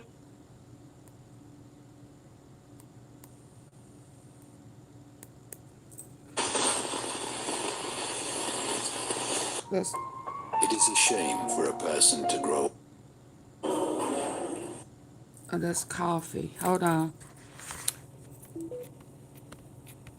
I'll just end it. There's a lot going on. Hold on. Let me see if I can catch some of Lee Merritt. I think I sent it to myself. If not, I'll try to be back later. I'm just trying to get back into the swing of things since I've been gone for so long. Hold on. Where you at? Oh, I wanted to hear him too. How long is yours? Dang, Jose. So yeah, I gotta wait until one day I got proper media because my phone keeps overheating. My phone keeps overheating and then it cuts. My phone, I'm gonna say it to you like this. There is no way out of watching this in real time that I believe that there is no I don't, watching this in real time, I don't think that there's any possible way that Carmelo Anthony would not be granted a retrial. Even if they're trying to say, oh, it was for his sake, you already admitting to the fact that y'all didn't follow the rules Right. and the standard procedure. Another person. Even if you wanted to say that we use an antiquated way of taking things off of the record and putting it on paper, the fact that there is no paper in the record, that tells a There's no story paper in itself. the They record. would say we didn't put anything on the system because we were worried about all of the threats and we ain't never seen nothing like this. But then I love how Carmelo's team points out, but that paperwork don't exist. It don't exist. If you look at the record itself, the stuff that they would make claim to is not visible. And one of the things that has really struck me in this case, when I'm sitting in this courtroom, y'all, I'm literally sitting one, Hey, two, Miss three. I'm Tom. sitting 3 rows. I'm How you sitting 3 feeling? rows away from Carmelo. How you feeling? I hope all is well. I hope all is well. Y'all see Mrs. Tom says, hit the like button and please subscribe. Let's go. And it was the moment when he walked in the room. Now, we was all kind of doing our own thing, being all distracted. My ADHD was going crazy. But when Carmelo walked in that room, shackled and bound, Oh, wow. I felt an emotion of hurt. But then when I got to witness his lawyer, which I now understand for the second time, asked this judge, yesterday they allowed him to take these shackles off. Can we take these shackles off today? And when I got to witness them take them chains from around his waist, and I got to witness them unlock those chains, those cuffs off his hands. When I tell you, I swelled up with so much emotion. Because all I can say in my spirit, Lord, I'm witnessing it in person. God, keep on doing it. This is the second time. Now make the next time you do it to be the last time you do it. Take them off of him. Take them out. I learned my team that I'm working with, they've been doing a phenomenal job of getting down to some of the facts. But even being here today and hearing things that I'm hearing is literally like, wow. Like, number one, hearing that the I'm doing better. prosecutor was I'm friends trying and to had get a back to practice normal. We with laid my brother to somebody that rest was this affiliated on weekend. Carmelo's defense team. What? What? So they was working together. They had a disagreement. And now he is trying to trivialize that disagreement because I'm hearing is literally like, wow. Like, number one, hearing that the prosecutor was friends and had a practice with somebody that was affiliated on Carmelo's defense team. Yep. What? So they was working together. Yep. They had a disagreement. And now he is trying to trivialize that disagreement because now the prosecutor tried to say, well, we were disagreeing about if Carmelo was going to testify. And then he going to say, but oh, I wanted him to testify. Then why was y'all having a disagreement about it then? Called in a lie. He's charismatic, but he's calling a lie. He was calling a lie when he said that. But then he talked about we did our 404. We got information that ain't never been submitted. The prosecution testified that Carmelo's girlfriend went to the principal the same day or the day before the event or the track meet, and that she had broken up with him, and that she had told the principal that she was fearful because Carmelo was acting like a stalker, allegedly. And that is what the prosecution said they would have and should have used to say that that's why he brought the knife. Does his girlfriend run track? Because we were trying to protect him. Liar. I mean, my God. I'm telling y'all, when I was just sitting there, if you know me, it's hard to just sit there and stomach this. The arrogance, the lies. I the can't do them lies. deception, the manipulation of it. And then when I heard the prosecution say to them, he said, and we went through Carmelo's phone, and all you see is fights. and oh my God. Jesus, I'm so sorry, y'all. I'm starting to really feel. I get these moments where I just feel. I know I feel the power of God. You're not gonna tell me God is not in this. Every time I try to talk about it, I feel the power of God, and that's why I'm not. You know, there's a little bit of competitiveness out here. I've been an advocate my entire life. I ain't worried about jumping in no camera and saying nothing. I got my own camera. You can tell people how they maneuvering. I ain't interested in all that. Miss me with all that. I came here because I want to witness the power of God work and handle and be in the life of this young man. But I'm gonna tell y'all a lot of stuff that I have gotten out of sitting in this court case. Number one, y'all better be careful about what y'all got in y'all search engine. To listen to that prosecutor say all he got in his phone is fights and weapons and all of this stuff, as if he's trying to say that he was going to make a character reference to what's in that boy's phone. Y'all need to be careful what y'all got in y'all search engines. All this Zeus network and all these things that's in our algorithm. You better, if you don't do nothing else, y'all better start clearing this mess out y'all devices in y'all phone. I'm looking at it. He said, and if we would have talked about, but the girlfriend sitting right there by the father.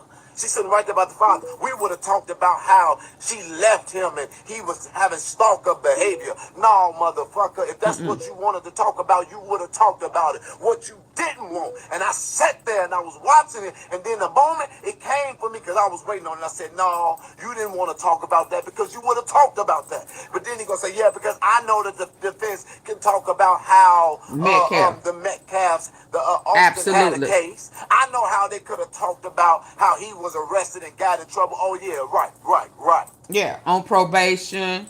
Then he going to say that they just changed lawyers because they didn't like the results.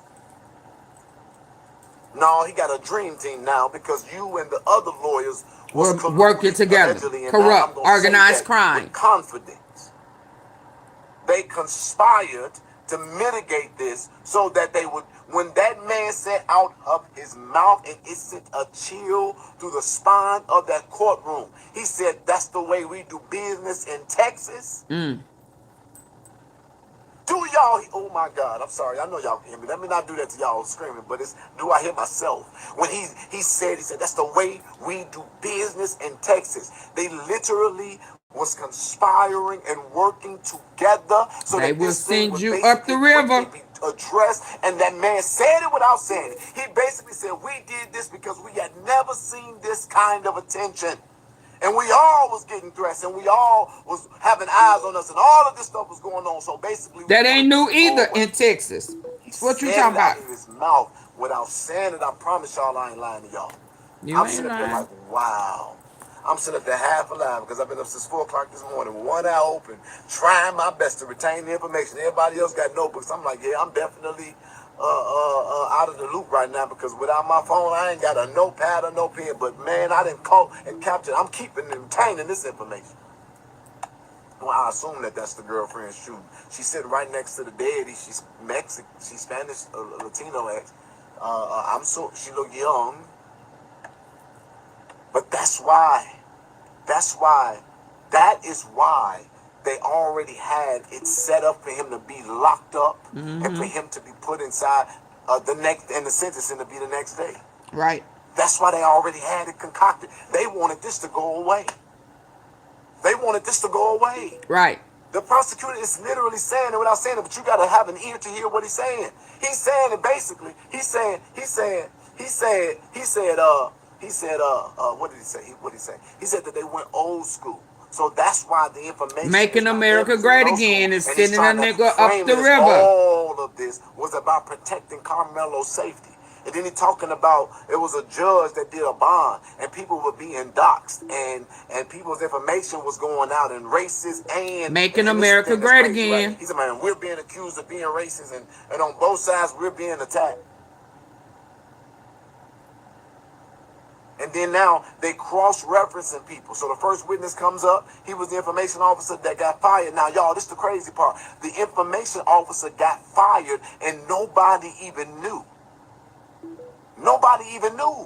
So we all in the corner, oh, wow. So then he gets up there and testify. Judge Roach brings this man in his courtroom and threatens him with 6 months of contempt. And he said he was sitting in there with tears in his eyes because he was in survival mode. He didn't want to go to jail not one day and be away from his family. Do you? And he was a black man.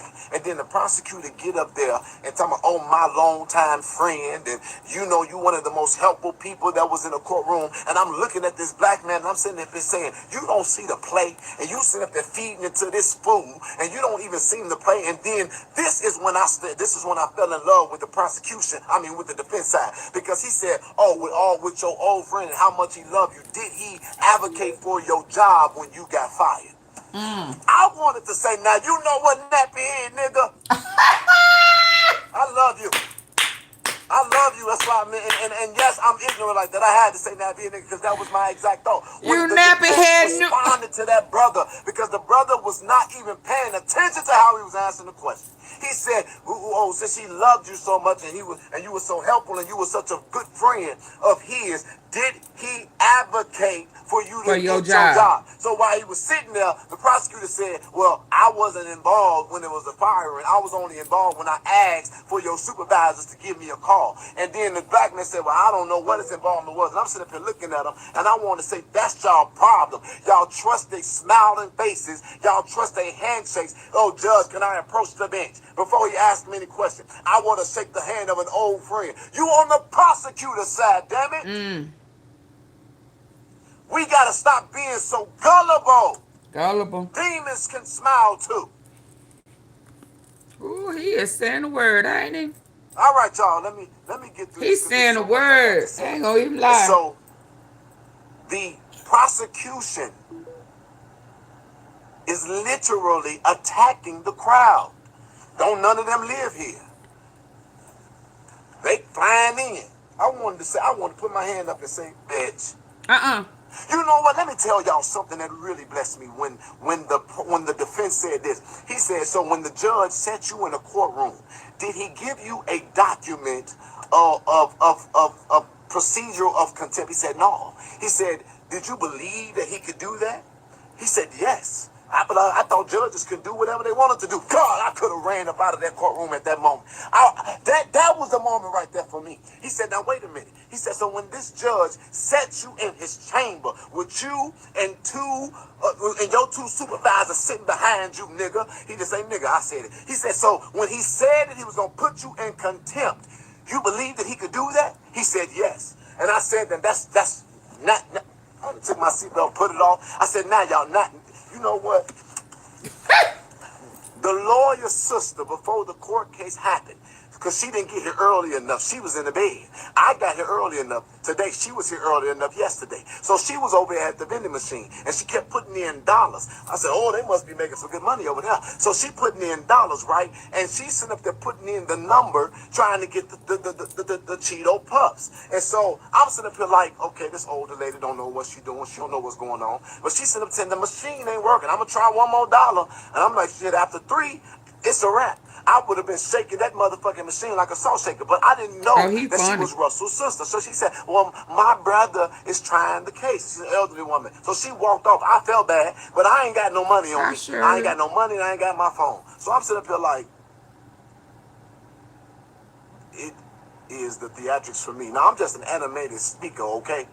I'm an animated speaker. I don't know how. No, that can't be nobody else but myself. And so she over there, she walk away. I said, oh, okay, well, you know, God bless you. Shoot, your brother, the defense attorney, hopefully he give you some more dollars, and hopefully he got some Cheetos in his lunch pail or something. That's what I'm thinking in my mind. But the God in me was like, man, help that lady get some snacks. So I said, I ain't got no money on me though. I got an event to pay for. I already paid enough coming here. So I said, okay, so I'm gonna know what I'm gonna do. Cause one thing I know about black folks is when we want to act like we together, but ain't nobody out here.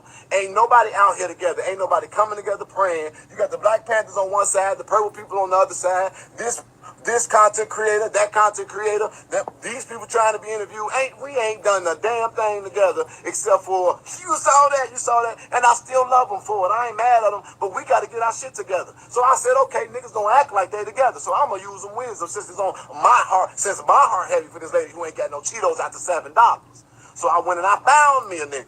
I said, well, you know, Russell's sister, she couldn't get her Cheetos. Ain't nobody got $1? So now everybody want to put out $1. Gotcha. Okay, so I said, okay, you go ahead and give it, because I don't want nobody to say, oh, you coming and getting credit. No, them your dollars, I ain't got no dollars. So she went over there and got us some Cheetos. Russell's sister gave me a hug, gave her a hug. But the thing is that the Cheetos was literally covering the number, and she was doing the number right under it. So every time she would put $1 in there, the thing would move, but it was putting out the gum, which there wasn't no gum in there. And I don't understand that, because all they breath stink. I don't know who the fuck bought the gum. So she got the Cheetos, we got the hugs. Now, Wow.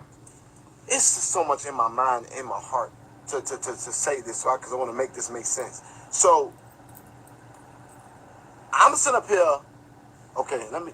I'm sorry, y'all. I'm sorry. Let me calm myself down. Let me get focused. I know what I'm trying to say. Give me a second.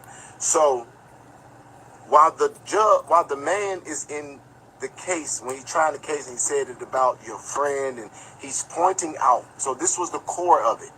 You gave legacy media, which that's 12, 5, 9, and all this other stuff. And you know what? No, pause. Let me tell y'all what pissed me off. So we all saw. This is what pissed me off. And y'all gotta excuse me because I'm disrespectful. But Yeah, you are Judas. So I'm sitting up here, everybody talking about the sketch of Karmelo from the sketch artist. I'm bouncing around because my mind is just going all over the place right now. Everybody in the nation is like, let him cook, y'all. Let him cook. He don't look like that. That look like an old man. Y'all still with me? In the courtroom. Now, mind you, this courtroom ain't that big. And here go this lady. We sit in the courtroom, literally, I can reach my hand and smack her. Y'all still hanging in there with me? Please hit the like button if you are. If you haven't already. I said, what? Why the fuck she got binoculars? She's sitting in the courtroom like that. I said, this motherfucker, who the hell is that with binoculars? You sitting right in front of me with some damn binoculars. Not magnified, some damn binoculars, nigga. I mean, y'all. And so they said, that's the sketch artist. I said, you know what? This motherfucker's lying. She did do it on purpose. She can't even see him. And the crazy part is, she ain't drawing Karmelo, she drawing somebody at the nursing home. She just drawing the last nigga she done seen. So I'm sitting up like, and they all, and then we all in the back like, yeah, we ain't gonna. I'm like, she just, you ain't watching no damn birds. Somebody get her up out of here. She lied on her resume. How you drawing and you can't see? So she over here doing this, and I'm just like, you know what? The amount, and then there's one person on the prosecution. His hair is pissing me off. Why prosecutors look like that? His hair pissing me off, and I ain't got no hair. I wish I had hair. This is what I'm gonna say as a side cursor, because y'all need to do y'all damn hair, okay? Do your damn hair, because those of us without hair, I would love the pressure of having to wake up and do my damn hair. Y'all got hair, and it's matted, lopsided. You got a beret over here. Y'all talking about it's natural, and it's going in 40 directions. Get that shit together. But this one guy, the white guy, his hair don't match his face, because his hair kind of come over, but his nose goes up too. And I'm like, ain't nobody trying. So the mother and the father, extremely respectful. The grandma looks so good and so young. And I know Karmelo. Oh, let me tell you something else about Karmelo. Oh, I want to talk about that a little bit more. I'm just so inspired. I'm just sitting here watching him. He's so poised and so focused. Even Karmelo here, a little nappy. Now, I don't know. I do know in the back, we got limited supplies, but they better give Karmelo a brush back there. When y'all call today, the jail have said, the next time y'all bring our little brother out there, comb his head. Y'all put some money on his books. Pissed me off. So his mama and his father extremely poised. The father turned around and looked at us and said, don't have no facial expressions. Like y'all calm down on the facial expressions, the less disruptions as possible. And I'm sitting up here saying, I got to go. Because I'm back there looking like E-I-O-U. I'm feeling everything. My eyeball is one eye open, one eye closed. I put my head down. I'm tired. I'm trying to, one thing I will, you know what? Let me shut up. So,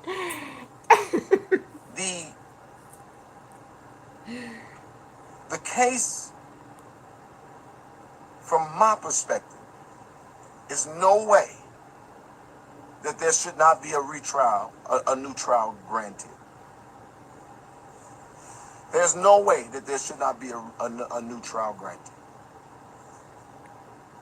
They are fighting facts from the Dream Team that prosecution is fighting emotion, attacking people, putting on the show, giving theatrics for the media.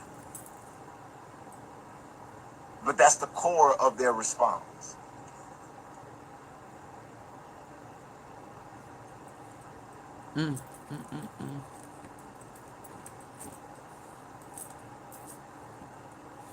Straight up sabotage.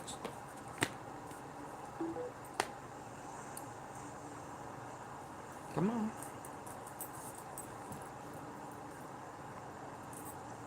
He There's lost two for women words. in there.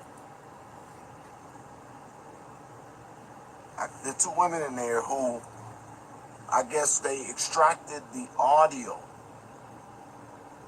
and they're getting a lot of death threats. Okay, that's what I wanted to say. We have done a very huge disservice to one another. And what is that? To listen to the prosecution, try to bring up the history of content creators, and to try to make it as if this is all about making money to discredit the base of support. It's been tremendously disheartening to experience. And I pray, if you don't do nothing else that I ever ask you to do, I pray that you all will stop attacking the people who show up. There's always going to be people who are going to show up with good intent. There's always going to be people who show up with bad intent, but we're worried about the wrong shit. That's true. You got this prosecutor who in there making money, talking about the people who are in the galley are only there To make money. to monetize death. When you monetize oppression. If they wasn't there, if content creators and advocates wasn't there, then we would only be left to the opinions of legacy media who's going to follow the system. Right. And so to watch them be demonized, it is to take away the credibility of the base as well as to separate and create a wedge between the supporters and the family, to make the family think that their supporters are a detriment. But the devil is a liar. He sure is, and the truth ain't in him. We got to stop pocket watching. And we got to stop making accusations. That man said that these people are flying in and they don't live here. So? This ain't Texas. This ain't Collin County. Bitch, I just left. But I'm sitting up here, you sitting up there giving conclusive statements about who in the room and what their intent is, and you ain't had a conversation with not one of us. Okay, y'all, I gotta go. I'll be back a little later. I'll schedule another one for about 7:30, 8 o'clock, okay? And people were finding out the information, and good, because we know that you used perjured statements. Facts. Okay, T-Sippers. I will be back. I've had about several conversations with people who think that Karmelo had a righteous trial, and I'm gonna tell you, they got one thing in common. They ain't read shit but what Sarah's saying and what each other's saying without any of the facts. Can y'all hear me? Jesus Christ. Let me tell y'all something that was also amazing to witness today. Austin Metcalfs looked back. Oh, yeah. He stared in our faces with disgust. He what? I'm compassionate. But when you see a motherfucker like that, Austin shit Metcalf did but what? what Sarah's saying and what each other's saying without any of the facts. Austin Metcalf looked back and he stared in our faces with disgust. I don't see, I'm compassionate. Cause he raised But them when you see a bullies. motherfucker like that, I don't got no feelings. He looked back at us with such disdain and disgust. And I said it can only be one reason. I can only assume it's because of the color of our skin.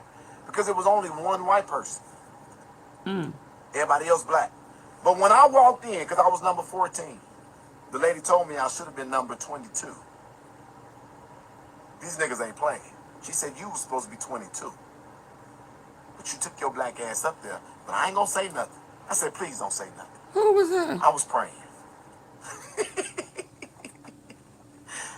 They mad up in here, boy. They said I'm number 14. So I'm number 14. They ain't try to beat me up too bad.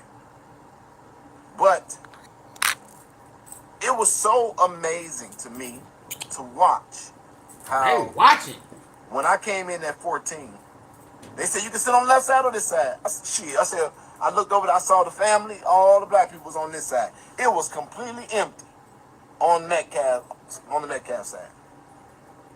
And then white people, oh, what I said something wrong? So then the black people would come in and they would sit down real slow because they realized it's so empty over here. And then they'd just cross right on over to the other side. People didn't want to sit behind them so bad that they almost went and sat on each other's laps.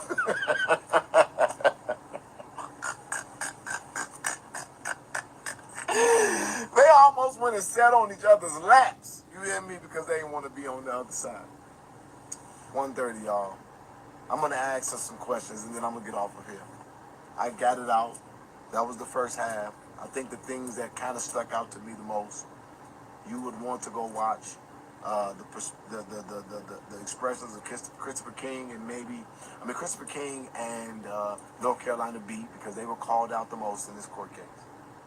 But I want to ask some questions. So did he get a new trial? We are on lunch break.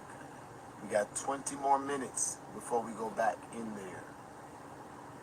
So we're waiting. But I'm telling you, based on what I just witnessed, I am convinced that a new trial is coming. And not even just that. I just feel the anointing of God. And there just ain't no way.